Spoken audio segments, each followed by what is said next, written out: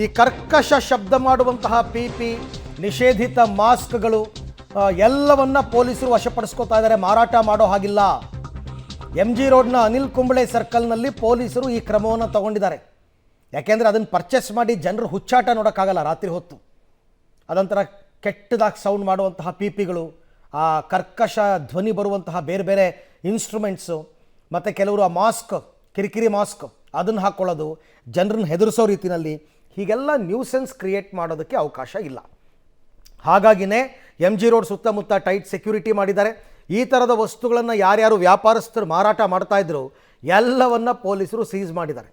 ಮೊದಲೇ ಹೇಳಿದರು ಈ ಥರದ್ದೆಲ್ಲ ಇಂಥದಕ್ಕೆಲ್ಲ ಅವಕಾಶ ಕೊಡಲ್ಲ ಅಂತ. ಈಗಲೂ ಕೂಡ ಅದೇ ಕೆಲಸವನ್ನು ಬೆಂಗಳೂರಿನ ಪೊಲೀಸರು ಮಾಡ್ತಾ ಇದ್ದಾರೆ. ವ್ಯಾಪಕವಾದ ಸೆಕ್ಯೂರಿಟಿ ಕೊಟ್ಟಿದ್ದಾರೆ. ಎಲ್ಲೆಲ್ಲೂ CCTVಯ ಕಣ್ಗಾವಲು, ಸಾಕಷ್ಟು ಸಿದ್ಧತೆಯನ್ನು ಮಾಡಿಕೊಂಡಿದ್ದಾರೆ ಪೊಲೀಸರು. ಬಟ್ ಯಾವುದೇ ರೀತಿಯಾದಂತಹ ಅಹಿತಕರ ಘಟನೆಗಳು, ಆಮೇಲೆ ಜನರಿಂದ ಕಿರಿಕಿರಿಗಳು, ನ್ಯೂಸೆನ್ಸ್ ಇದ್ಯಾವುದು ಕ್ರಿಯೇಟ್ ಆಗಬಾರ್ದು. ಹಾಗಾಗಿನೇ ಈ ಕ್ರಮಗಳನ್ನು ತೆಗೆದುಕೊಳ್ತಾ ಇದ್ದಾರೆ.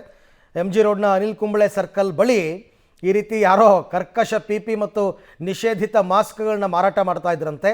ಅದನ್ನು ಈಗ ಪೊಲೀಸರು ಸೀಸ್ ಮಾಡುವಂತಹ ಕೆಲಸಕ್ಕೆ ಮುಂದಾಗಿದ್ದಾರೆ. ಹಾಗೆಲ್ಲ ಮಾರಾಟ ಮಾಡೋದಕ್ಕಿಲ್ಲ. ಅದರಿಂದ ಜನರಿಗೆ ತೊಂದರೆ ಆಗುತ್ತೆ ಅಂತಂದರೆ ಖಂಡಿತ ಅದಕ್ಕೆ ಅವಕಾಶ ಕೊಡಲ್ಲ ಪೊಲೀಸರು.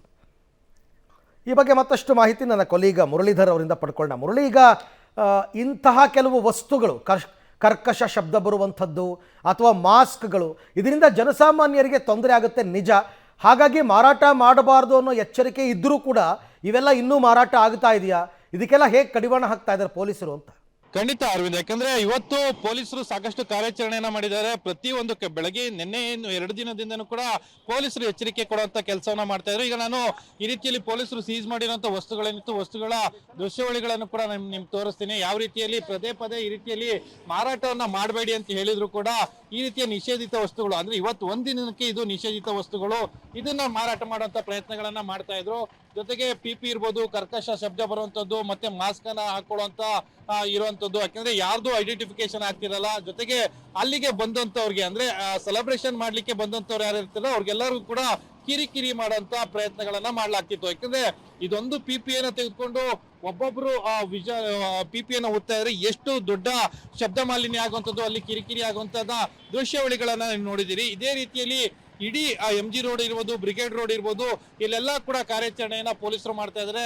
ಸ್ಥಳದಲ್ಲಿ ಸಂಪೂರ್ಣವಾಗಿ ಇದೇ ರೀತಿಯಲ್ಲಿ ಕಾರ್ಯಾಚರಣೆಯನ್ನ ಮಾಡ್ತಾ ಇರುವಂತದ್ದು. ನಿನ್ನೆ ಸಂಜೆಯಿಂದನೂ ಕೂಡ ಒಂದಷ್ಟು ಇನ್ಸ್ಟ್ರಕ್ಷನ್ಸ್ ಅನ್ನ ಕೊಟ್ಟಿದ್ರು ಕೂಡ ಈ ಅಂದ್ರೆ ಇಲ್ಲಿ ಮಾರಾಟ ಮಾಡುವಂತವ್ರು ತಮ್ಮ ಇವತ್ತು ಒಂದು ದಿನದ ಮಾರಾಟದಿಂದ ಲಾಭವನ್ನ ಮಾಡಬಹುದು ಅಂತ ಹೇಳಿ ಈ ರೀತಿಯಲ್ಲಿ ಮಾಡುವಂತ ಪ್ರಯತ್ನಗಳನ್ನ ಮಾಡ್ತಾ ಇದ್ರು. ಆದ್ರೆ ಪೊಲೀಸರು ಇವತ್ತು ಅದಕ್ಕೆ ಯಾವುದಕ್ಕೂ ಕೂಡ ಅನುವನ್ನ ಮಾಡ್ಕೊಡ್ತಾ ಇಲ್ಲ. ಯಾಕಂದ್ರೆ ಪ್ರತಿಯೊಬ್ಬರಿಗೂ ಕೂಡ ಬೆಳಗ್ಗೆಯಿಂದ ಎಚ್ಚರಿಕೆಯನ್ನು ಕೊಟ್ಟರು. ಅದೇ ರೀತಿಯಲ್ಲಿ ಮಾರಾಟವನ್ನ ರಸ್ತೆ ಬದಿಗಳಲ್ಲಿ ಮಾರಾಟವನ್ನ ಮಾಡ್ತಾ ಇದ್ದಾರೆ. ಅದು MG ರೋಡ್ ಇರ್ಬೋದು, ಬ್ರಿಗೇಡ್ ರೋಡ್ ಇರ್ಬೋದು, ಜೊತೆಗೆ ಚಿನ್ನಸ್ವಾಮಿ ಸ್ಟೇಡಿಯಂನ ಸುತ್ತಮುತ್ತ ಇರ್ಬೋದು, ಇಲ್ಲೆಲ್ಲ ಕೂಡ ಇದೇ ರೀತಿಯಲ್ಲಿ ಮಾರಾಟವನ್ನ ಮಾಡ್ತಾ ಇರೋಂಥದ್ದು.